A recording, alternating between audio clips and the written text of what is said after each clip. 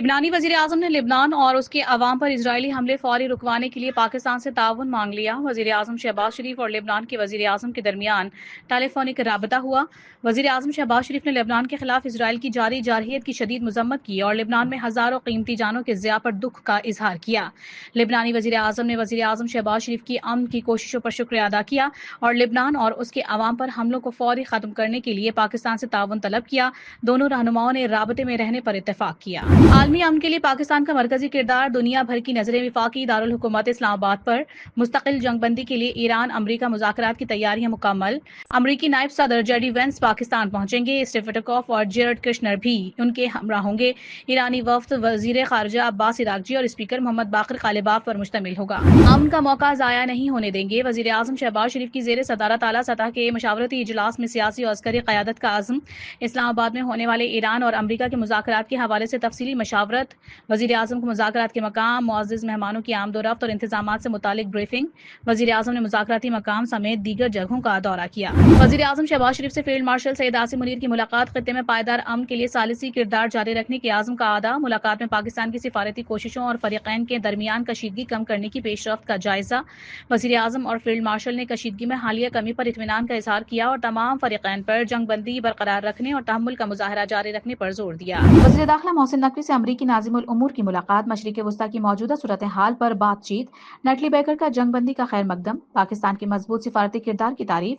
کل ہونے والے اعلیٰ سطح کے مذاکرات پر بھی تبادلہ خیال۔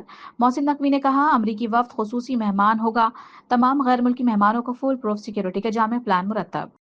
وزیر اعظم شہباز شریف کا فرانسیسی صدر ایمانوئل میخواں سے ٹیلی فونک رابطہ، جس میں اسلام آباد مذاکرات سمیت دیگر امور پر بات چیت ہوئی۔ فرانسیسی صدر کی امریکہ اور ایران کے مابین ثالثی کے ذریعے جنگ بندی کروانے پر شہباز شریف کو مبارکباد، فریقین کو مذاکرات کی میز پر لانے کا خیر مقدم۔ اسلام آباد میں آج اور کل عام تعطیل، تمام اسکول اور دفاتر بند۔ وفاقی دارالحکومت میں سیکیورٹی انتہائی سخت، حساس مقامات کی کڑی نگرانی۔ غیر ملکی مہمانوں کی آمد کے باعث شہر میں خصوصی ٹریفک پلان نافذ۔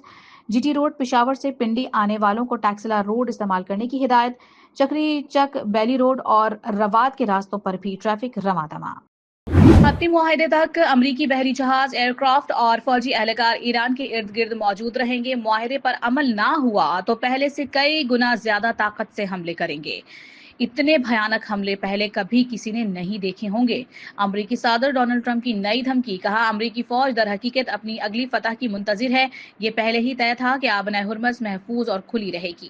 ایران نے آبنۂ ہرمز مکمل بند کرنے کا اعلان کر دیا۔ ایرانی میڈیا کے مطابق ہرمز کے کچھ حصوں میں بارودی سرنگوں کا خدشہ ہے۔ ایرانی پورٹس اینڈ میری ٹائم آرگنائزیشن نے متبادل راستے متعین کر دیے۔ آبنۂ ہرمز سے گزرنے کے لیے پاسداران سے تعاون لازمی قرار۔ امریکی جریدے نے دعویٰ کیا ہے کہ جہازوں سے ٹول وصول ہوگا۔ اس حوالے سے ایران نے مصالحت کاروں کو آگاہ کر دیا۔ مذاکرات سے پہلے ہی 10 نکاتی تجاویز کے 3 اہم نکات کی خلاف ورزی کر دی گئی۔ ایرانی اسپیکر محمد باقر قالباف کا الزام، کہا فضائی حدود میں ڈرون کی دراندازی ہوئی، یورینیم افزودگی کے حق کی نفی کی گئی، لبنان میں جنگ بندی کے خلاف ورزی کی گئی۔ اس صورتحال میں جنگ بندی غیر معقول قرار۔ عباس عراقچی بولے، امریکہ فیصلہ کرے، سیز فائر کرنا ہے یا اسرائیل کے ذریعے جنگ جاری رکھنی ہے۔ امریکی نائب صدر جے ڈی وینس اسلام آباد مذاکرات کی کامیابی کے لیے پرامید۔ باقر قالباف کو جواب دیا کہ صرف 3 نکات پر اختلافات ہونا تو حوصلہ افزا ہے، لبنان سیز فائر کا حصہ نہیں، اگر اس پر معاہدہ ٹوٹا تو ایران ذمہ دار ہوگا۔ امریکہ نے کبھی لبنان میں جنگ بندی کا وعدہ نہیں کیا۔ امریکی میڈیا میں زیر گردش 10 نکاتی ایرانی پلان 2 امریکہ پہلے ہی مسترد کر چکا ہے۔ اسرائیلی وزیر اعظم نتن یاہو کا جنگ بندی کو سبوتاژ کرنے کے لیے ایک اور اشتعال انگیز بیان، کہا اسرائیل ایران سے دوبارہ جنگ کے لیے تیار ہے، ہماری انگلیاں ٹریگر پر ہیں، ہمارے مزید اہداف ہیں جنہیں معاہدے یا جنگ دوبارہ شروع کر کے حاصل کریں گے۔ ایران سے افزودہ یورینیم ختم کر دیا جائے گا، ایران کے ساتھ جنگ بندی میں حزب اللہ شامل نہیں۔ ہم دشمن اسرائیل کے دوسرے روز بھی لبنان پر تابڑ توڑ حملے، جنوبی لبنان کے علاقے حبوش پر خوفناک بمباری، بیروت کے نواحی علاقوں کو بھی نشانے پر رکھ لیا۔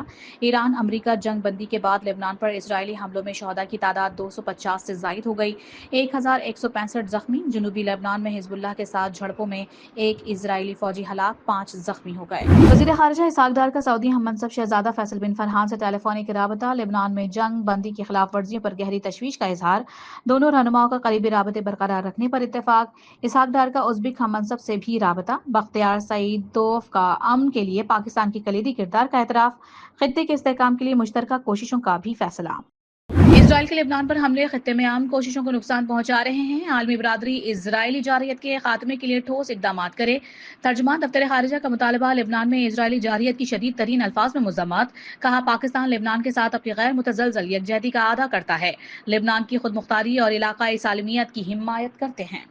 لبنان پر اسرائیل کے مہلک حملوں پر چین کا سخت رد عمل۔ ترجمان چینی وزارت خارجہ نے واضح کر دیا کہ لبنان کی خود مختاری اور سلامتی کی خلاف ورزی قبول نہیں، شہریوں کی جان و مال کا تحفظ یقینی بنایا جائے، تمام فریقین سے تحمل کا مظاہرہ کرنے اور خطے میں کشیدگی کم کرنے پر زور۔ ترکیہ نے اسرائیلی وزیر اعظم کو عالمی امن کے لیے خطرہ قرار دے دیا۔ ترجمان ترک وزارت خارجہ کے مطابق نیتن یاہو امن کوششوں کو سبوتاژ کر رہے ہیں۔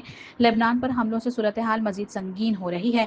عالمی برادری لبنان پر اسرائیل کے قبضے کا خاتمہ یقینی بنائے۔ اسرائیل نے 40 دن سے بند مسجد الاقصی کو کھول دیا۔ نماز فجر کے لیے مسجد میں جانے کی اجازت، بڑی تعداد میں لوگوں کی نماز میں شرکت۔ اسرائیل کا مقبوضہ بیت المقدس میں مقدس مقامات بھی آج سے کھولنے کا اعلان۔ اسرائیل نے ایران جنگ کے بعد مقبوضہ بیت المقدس میں مقدس مقامات کو بند کر دیا تھا۔ اسرائیل کے لبنان پر حملوں کے بعد دوبارہ کشیدگی۔ عالمی منڈی میں خام تیل کی قیمتوں میں 2.5 سے 3% تک کا اضافہ۔ امریکی اور برطانوی خام تیل کی قیمت $97 سے تجاوز کر گئی۔